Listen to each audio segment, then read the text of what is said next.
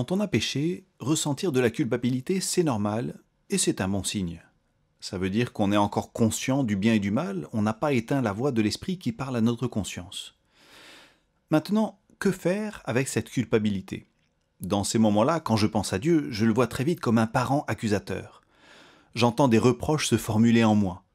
Mais est-ce vraiment la voix de Dieu ou celle de mon sentiment de culpabilité ? Et est-ce que ce sont les reproches qui vont m'aider à changer ? Il y a une parole de Paul qui a beaucoup changé ma vision à ce sujet. On la trouve dans sa lettre aux Romains, chapitre 2, le verset 4. Je lis. « Est-ce que tu méprises la grande bonté de Dieu, sa patience et sa générosité ? Ne sais-tu pas que c'est la bonté de Dieu qui te pousse à la repentance ?» Dans cette parole de Paul, ce qui pousse à la repentance, ce qui réussit réellement à nous pousser à changer, ce ne sont pas les reproches. Ce ne sont pas les accusations, même les plus justifiées, c'est la bonté de Dieu.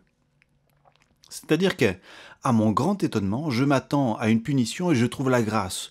Je crois que c'est terminé, au contraire, la main de Dieu est tendue vers moi. Je crois avoir tout raté et voilà que Dieu m'offre à nouveau de me rétablir. Et c'est un principe que l'on trouve régulièrement dans la Bible. Dans la parole du fils prodigue de Luc chapitre 15, un jeune homme réunit sa famille et part avec son héritage. Dans cette histoire, c'est son grand frère qui fait des reproches, pas le père.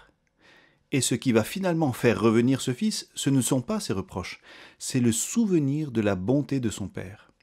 Alors qu'il est en train de mourir de faim, il se rappelle que son père est bienveillant et généreux même envers les plus petits serviteurs. Voilà ce qui va déclencher le retour. De la même manière, ne restons pas loin de Dieu à écouter les reproches de notre conscience.